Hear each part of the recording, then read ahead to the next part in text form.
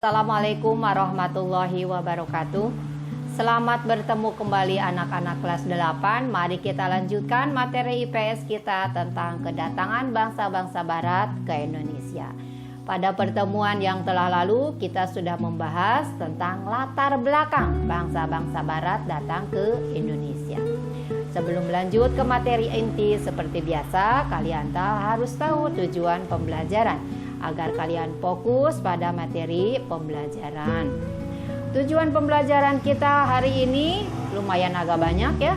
Yang pertama, kalian harus dapat menjelaskan proses kedatangan bangsa-bangsa negara-negara barat yang kalian harus dapat menjelaskan proses kedatangan bangsa barat ke Indonesia. Yang kedua, menyebutkan negara-negara barat yang tiba di Indonesia, negara mana saja. Yang ketiga, menyebutkan tokoh-tokoh penjelajahan dunia dari negara Portugis. Kemudian yang keempat, menyebutkan kapan Portugis tiba di Malaka dan di Maluku. Kemudian yang kelima, menjelaskan yang dimaksud dengan EIC dan POC. Kemudian yang keenam, menyebutkan nama pemimpin bangsa Belanda yang memimpin ekspedisi ke Indonesia. Yang ketujuh, menyebutkan tahun dan gubernur jenderal pertama POC. Kemudian yang kedelapan, menyebutkan nama-nama penguasa Indonesia yang memberikan izin kepada POC. Mari kita bahas tujuan pembelajaran kita tentang kedatangan bangsa-bangsa barat di Indonesia. Tujuan pembelajaran, bagaimana? Tujuan pembelajaran yang pertama, bagaimana proses kedatangan bangsa-bangsa barat ke Indonesia? Lihat petanya ya. Nah, itu perhatikan peta rute kedatangan bangsa Belanda ke Indonesia di atas. Bangsa barat melakukan penjelajahan samudra dari Eropa melewati laut yang sangat luas melalui benua Afrika. Setelah dari ujung benua Afrika atau Tanjung Harapan, mereka menelusuri wilayah Indonesia. Selain Belanda, bangsa-bangsa barat yang datang ke Indonesia pada masa penjajahan adalah bangsa Portugis, kemudian Spanyol, Inggris, kemudian Prancis juga ya, datang ke Indonesia dan memberlakukan berbagai kebijakan di Indonesia. Untuk mengetahui bagaimana perjalanan bangsa-bangsa barat datang ke Indonesia, mari kita bahas satu persatu. Yang pertama adalah kedatangan bangsa Portugis di Maluku. Nah, perjalanan bangsa Portugis mencari rempah-rempah diawali dari ibu kotanya, yaitu ibu kota Lisabon. Lisabon adalah sekali lagi ibu kota Portugis. Pada tahun 1486, Bartolomeu Dias melakukan pelayaran pertama menyusuri pantai barat Afrika. Ia bermaksud melakukan pelayaran ke India, namun gagal. Portugis mencapai Malaka pada tahun 1511. Kemudian di bawah pimpinan Alfonso de Albuquerque, nulisnya de Albuquerque. Ia berhasil menguasai Malaka dan Myanmar. Selanjutnya, Portugis menjalin hubungan dagang dengan Maluku pada tahun 1512. Bangsa Portugis telah berhasil sampai di Maluku di bawah pimpinan Antonio de Albuquerque dan Francisco Sarau. Nah, lihat ini adalah pemimpin bangsa-bangsa Portugis yang melakukan penjelajahan samudra dan tiba di Indonesia, di Malaka dan Maluku. Yang pertama adalah Bartolomeu Dias tahun 1486, kemudian Alfonso de Albuquerque tiba di Malaka tahun 1511, kemudian Antonio de Albuquerque dan Francisco Sarau tiba di Maluku tahun 1512. Nah, itu. Kemudian yang berikutnya adalah bangsa Inggris. Nah, Inggris mempunyai persekutuan dagang milik Inggris itu yang diberi nama EIC. kepanjangan dari East Indian Company.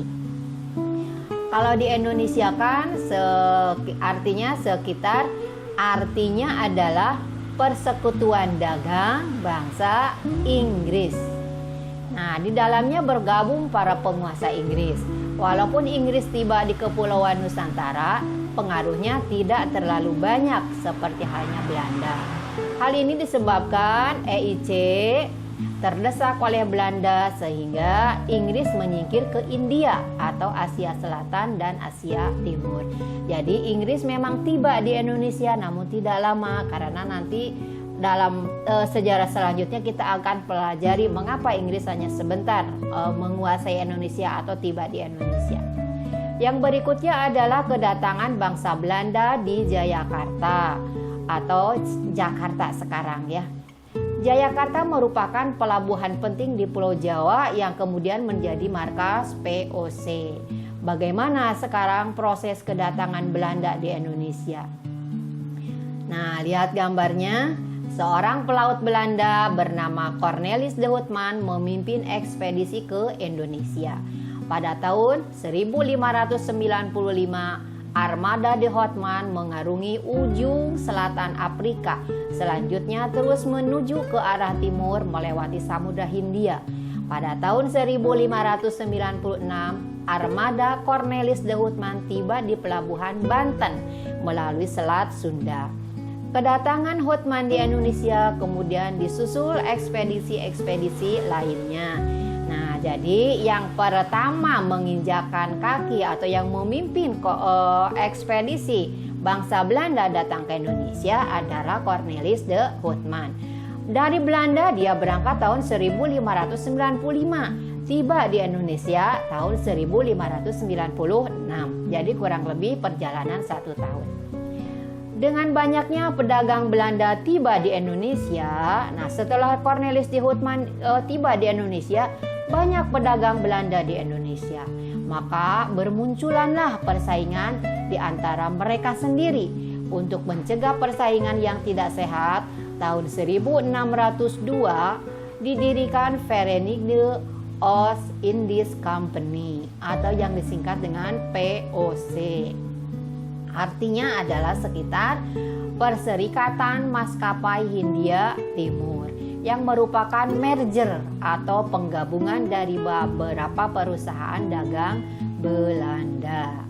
Nah, itu jadi setelah Cornelis de Houtman, banyaklah pedagang-pedagang Belanda yang menyusuri Indonesia.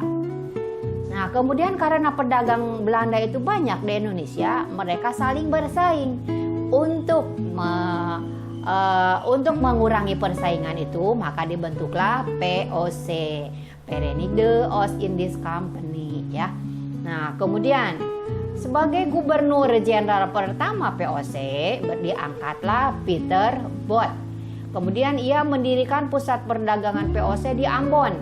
Ambon itu adalah provinsi Maluku. Namun kemudian pusat dagang dipindahkan ke Jayakarta atau Jakarta karena VOC memandang bahwa Jawa lebih strategis sebagai lalu lintas perdagangan.